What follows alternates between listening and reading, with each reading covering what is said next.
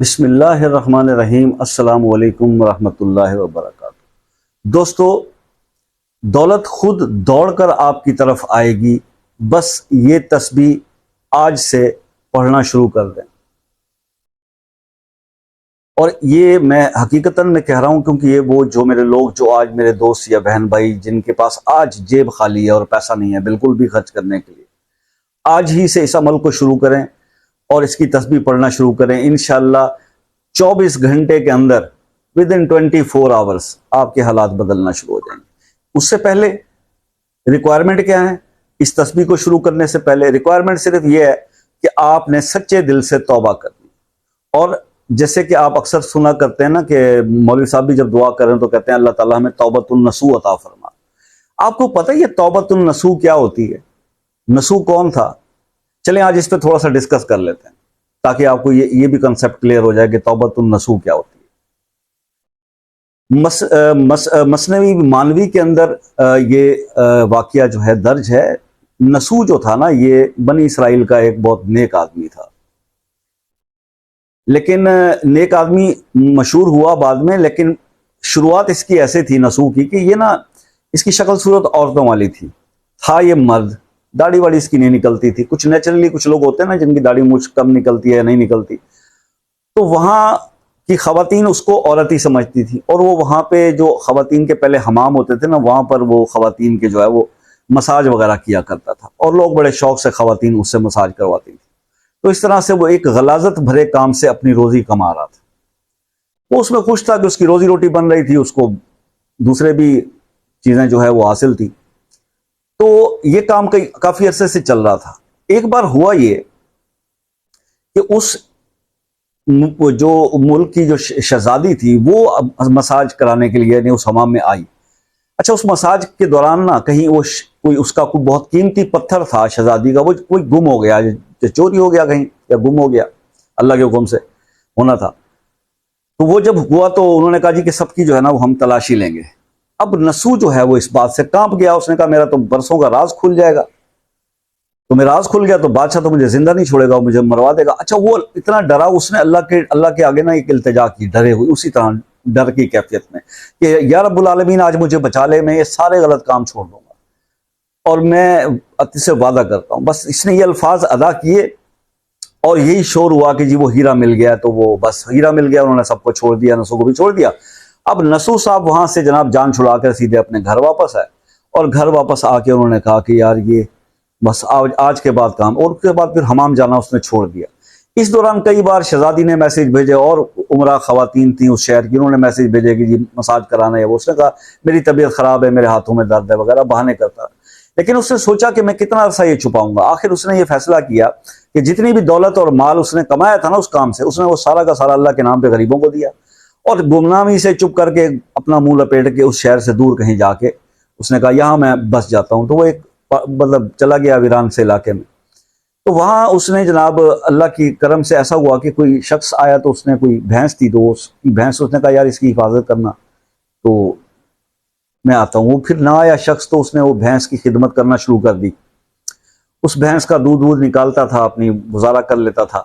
تو اسی دوران وہاں پہ کوئی قافلہ بھولا بھٹکا آ جاتا راستہ پوچھنے کے لیے شہر کا، تو وہ ان کی خدمت کر دیتا تھا، ان کو پانی وانی انہوں نے مانگا تو ان کو دودھ پلا دیا بھینس کا۔ تو انہوں نے اس کو کافی مال و دولت دیا نصوح کو کہ چلیں یہ اپنا جو گزر اوقات ہے نا وہ کرے۔ اسی طرح بڑھتے بڑھتے اس کی شہرت بڑھتی گئی، وہاں پہ لوگ، اس نے وہاں ایک کنواں کھدوا لیا، پھر لوگ آ کے آباد ہونا شروع گئے، تو اچھی خاصی اس کی شہرت ہوگی کہ بھئی ایک نیک آدمی آ کے بسا ہے، بڑی عوام کی خدمت کرتا ہے اور بہت ہی نیک آدمی ہے، پرہیزگار ہے، یہ وہ سارا کچھ کی شہرت بن گئی۔ تو ایک دن بادشاہ نے اس کو پیغام بھیجا کہ میں اس سے ملنا چاہتا ہوں، اس شخص سے کہ جو ہمارے علاقے میں آ کے بسا ہے۔ تو نصوح جو تھا نا وہ تو سب جانتا تھا کہ ابھی اس طرح کی بات ہوگی تو بادشاہ مجھے دیکھے گا تو سب مجھے وہ عمرہ ہیں جانتے ہیں، نصوح کو کون نہیں جانتا تھا، وہ مجھے پہچان لیں گے۔ تو اس نے پھر وہ ڈرا خوف کیا اس نے اللہ سے، اللہ میں تو اپنی پہچان چھپا کر یہاں پہ بے آباد ہوا ہوں، اور اگر یہ بادشاہ پھر یہاں آ جاتا ہے تو میری تو ساری جو ہے وہ پول کھل جائے گی، اور میری جو میں نے مطلب جس چیز سے توبہ کی ہے تو میں اس میں ثابت قدم نہیں رہ سکوں گا، میری مدد فرما۔ اس نے پھر رب سے رجوع کر لیا۔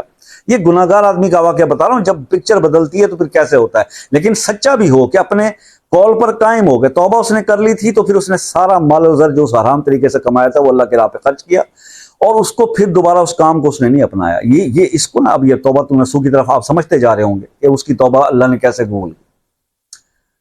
खैर जी, कुदरत की बात कि वो बादशाह जब उसको मिलने के लिए उस जगह, उस इलाके के अंदर जैसे ही दाखिल हुआ अपने महल से, उस बादशाह की मौत वाक़ हो गई और वो बादशाह उससे ना मिल सका। लेकिन लोग क्योंकि जानते थे इस बात को भी, ये बहुत ही नेक आदमी है जिससे बादशाह मिलने जा रहा था, तो उन्होंने इस नसूह को जो है वो अपना बादशाह बना लिया। नसूह को उन्होंने अपना बादशाह बना लिया। अब जब बादशाह बना, महल में गया, तो वही शहजादी जिसका वो मसाज किया करता था उसके साथ उसका निकाह हो गया, शादी हो गई। अब बात ये थी, बात कहाँ से चली, उसने तौबा की, एक भैंस उसको मिली किसी से, और फिर उसी को पालते हुए कहानी कहाँ पहुंची, महलों में पहुंच गया। तो बस वो उसकी जिंदगी की खुशहाली होगी, लेकिन उसने गुनाह वाली जिंदगी की तरफ फिर मुड़ कर नहीं देखा। अब आगे क्या मामला होता है कि ये बात खुलती कहाँ से है, जो मसनवी में पूरा वाकया इस तरह से दर्ज है। तो वो यूं है कि जनाब एक दिन वो दरबार में बैठा हुआ, तो वही शख्स उसके पास आया जिसने उसके हवाले भैंस की थी कि इसका ख्याल रखना। वो जब उसके पास आया तो उसने आके अपनी भैंस का तकाजा किया कि भाई मैं वही हूं। उसने कहा बिल्कुल बिल्कुल, मैंने तुम्हें पहचान लिया है, तुम वही भैंस वाले भाई हो, तुम्हारी इस भैंस की वजह से मेरी जिंदगी बदल गई। अब ना सिर्फ ये भैंस तुम अपनी वापस ले जाओ, बल्कि जितनी मालो दौलत आज मेरे पास है उसमें से भी आधी तुम ले जाओ, क्योंकि अगर तुम उस दिन मुझ पर भरोसा करके मुझे वो जानवर ना देकर जाते, भैंस ना देकर जाते, तो मैं यहां तक ना पहुंच पाता, मैं अपने उस भरम को कायम ना रख पाता और मैं बड़ी मुश्किल में गिरफ्तार हो जाता। तो तुमने मेरी मदद की थी उस मुश्किल वक्त में, तो इस मालो दौलत पर भी तुम्हारा बराबर का हक है, तो तुम इसमें से भी ये ले लो। तो तब उस आदमी ने उसको कहा कि नसूह, ना तो ये भैंस ये जानवर कोई भैंस है, ना ही मैं इंसान हूं, मैं भी फरिश्ता हूं, ये भी फरिश्ता है, और ये फरिश्ते हम अल्लाह के हुक्म से आपकी तरफ आए थे। अल्लाह ने आपकी मदद के लिए हमें भेजा था, आपकी आजमाइश दरकार थी कि आप क्या करते हैं और आप अपनी तौबा पर कितनी इस्तकामत से कायम रहते हैं। ये मालो दौलत भी तुम्हें मुबारक हो, अल्लाह ने तुम्हारी तौबा भी जो है वो कबूल की है, और अल्लाह तुमसे राजी हो, हम फरिश्ते सिर्फ तुम्हारी मदद के लिए आए थे। तो ये वाकया जब मसनवी में लिखा तो उसके अंदर सबक यही था, और वो तौबा इतनी मकबूल हुई कि इस वाकये का फिर रहती दुनिया तक, अरब तक, और फिर सहाबा कराम के दौर में ताबीन, तबा ताबीन, सब ने ही तौबातुन नसूह का जिक्र किया कि नसूह अगर तौबा करनी है तो वो नसूह अली करो, कि जिसमें आप तौबा करने के बाद फिर वो, आज के दौर में हमने माल हराम बहुत कमाया हुआ, बहुत हराम का माल हमने इकट्ठा किया होता है, लेकिन क्या हम उसको वापस करने के लिए तैयार हैं? क्या हम उसको अल्लाह की राह पे देने के लिए तैयार हैं? नहीं है ना। तो फिर तौबा तो ना हुई ना। सिर्फ जबान से ये कह देना कि जी अस्तगफिरुल्लाह रब्बी मिन कुल्लि ज़ंबिन व तूब, बोले, ये तौबा तो नहीं है ना। तौबा तो ये है कि आपको अपने गुनाहों पर शर्मिंदगी है, नदामत है, फिर आपने उससे माफ़ी कर लिया और फिर उसके बाद उस गुनाह को दोबारा ना करने की कसम खा ली है। देन अल्लाह ताला जो है वो आपको मदद भी फराम करेगा, आपकी फिर सपोर्ट्स भी होंगी, फरिश्ते भी मदद के लिए अल्लाह ताला आपके भेजेगा, और फिर आप शैतान से लड़ने की ताकत और हिदायत अल्लाह पाक फिर आपको अता करेगा। और फिर उसकी नवाज़ात, आजमाइशें जितनी बड़ी ज़िंदगी में आती हैं उसका इनाम भी उतना ही बड़ा होता है, ये जहन में रखिएगा।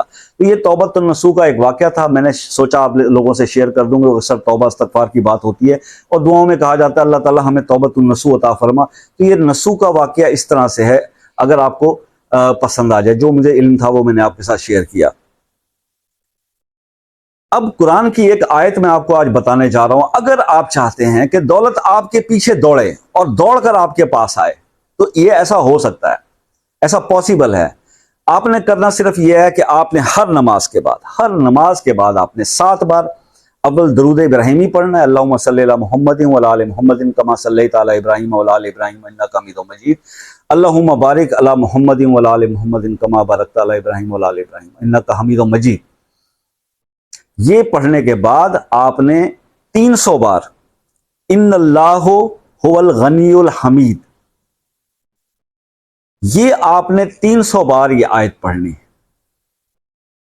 300 बार, फिर उसके बाद दुरूद इब्राहिमी 7 बार। ये आप सिर्फ 11 दिन कर लें, उसके बाद फिर आप इसको जिंदगी भर नहीं छोड़ेंगे, ये मुझे पता है, इस बात का मुझे यकीन है। तो अल्लाह ताला आपको कामयाब करे। जिंदगी रही तो नेक्स्ट वीडियो में मुलाकात होगी, तब तक के लिए इजाजत दीजिए। अल्लाह हाफिज।